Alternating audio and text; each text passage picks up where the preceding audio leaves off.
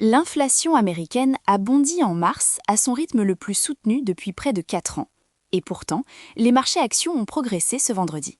Ce paradoxe mérite une explication. Le conflit entre les États-Unis, Israël et l'Iran a fait grimper les cours du pétrole brut de plus de 30% en quelques semaines. L'essence au détail a dépassé les 4 $ le gallon pour la première fois depuis plus de 3 ans. En conséquence directe, l'indice des prix à la consommation a bondi de 0,9% en mars, après seulement 0,3% en février. Sur un an, l'inflation atteint désormais 3,3%, contre 2,4% le mois précédent. La dernière fois que l'IPC avait progressé aussi vite en un seul mois, c'était en juin 2022, au lendemain de l'invasion russe de l'Ukraine. Ce chiffre a un effet immédiat sur la Réserve fédérale. Les économistes qui espéraient encore une ou deux baisses de taux cette année ont dû réviser leur calendrier. L'essence représente à elle seule près des 3/4 de la hausse mensuelle. Le diesel, lui, a bondi de 30,8%, la plus forte hausse jamais enregistrée dans cette série statistique. Et ce n'est que le début, les effets secondaires du choc pétrolier, comme la hausse des tarifs aériens et du coût du transport routier, n'ont pas encore pleinement intégré les données de mars. La mesure sous-jacente de l'inflation, hors énergie et alimentation, n'a progressé que de 0,2%, un signe que le choc reste pour l'instant circonscrit à l'énergie. Mais les responsables de la Fed ont clairement indiqué qu'ils attendent l'accélération en avril, lorsque les effets de second tour se feront sentir sur les loyers, les prix industriels et les marges des entreprises. Donald Trump a annoncé mardi un cessez-le-feu de 2 semaines, conditionné à la réouverture du détroit d'Ormuz par Téhéran. La trêve est fragile. Si elle tient, l'énergie pourrait se stabiliser et l'inflation de base resterait contenue. Si elle rompt, les économistes estiment que chaque récession depuis les années 1970 a été précédée par un choc des prix de l'énergie. Et ce schéma ne fait pas exception. Ce même choc énergétique qui paralyse la Fed arrive au pire moment pour les grandes maisons de luxe françaises.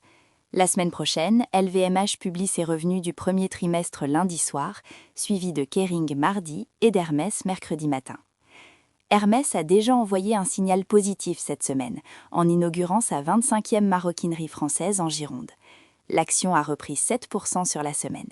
Mais cette progression reflète surtout le soulagement des marchés après le cessez-le-feu annoncé mardi, et non une réévaluation fondamentale.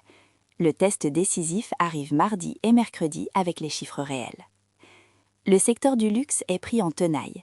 D'un côté, la flambée de l'énergie érode le pouvoir d'achat des consommateurs américains, premier marché mondial pour LVMH et Kering. De l'autre, le ralentissement chinois, amplifié par les droits de douane américains, compresse les ventes en Asie. L'année 2025 a déjà été difficile. Hermès, LVMH et Gucci ont tous révisé leur stratégie pour affronter 2026 dans un environnement moins porteur. L'indice DAX allemand et le CAC 40 ont terminé la semaine dans le vert, soutenus par l'accalmie géopolitique. Mais les analystes restent prudents. La saison des résultats qui s'ouvre lundi avec Goldman Sachs, puis JP Morgan et Citigroup mardi, donnera le ton global. Si les banques américaines signalent une détérioration des conditions de crédit, l'appétit pour le risque en Europe pourrait se retourner rapidement. Le poids de la preuve penche vers une semaine sous tension pour le luxe européen. Si les résultats de LVMH dépassent les attentes malgré le contexte difficile, cela confirmera la résistance du secteur au cycle macro.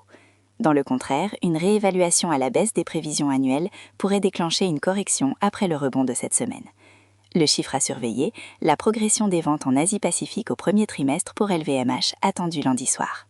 Pendant que les marchés digèrent le choc iranien, le Premier ministre Sébastien Lecornu a choisi ce vendredi pour annoncer le plan d'électrification de la France. Le timing n'est pas anodin.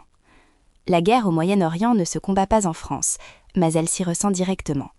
L'essence dépasse les niveaux records, les entreprises énergétiques voient leurs coûts grimper et la dépendance au gaz russe n'est toujours pas résolue. Lecornu a choisi l'offensive. D'ici 2030, le soutien à l'électrification sera doublé, passant de 5 à 10 milliards d'euros par an. Les mesures concrètes sont structurantes. Dès fin 2026, l'installation de chaudières à gaz dans les constructions neuves sera interdite. 1 million de pompes à chaleur devront être installées chaque année d'ici 2030.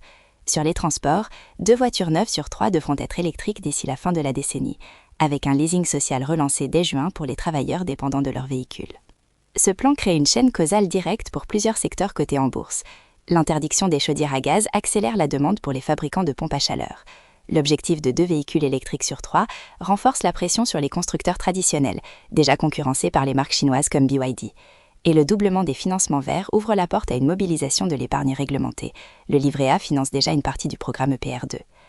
Un rapport remis au gouvernement cette semaine recommande d'aller plus loin, mobiliser les fonds du livret A pour financer les projets d'énergie renouvelable les plus compétitifs.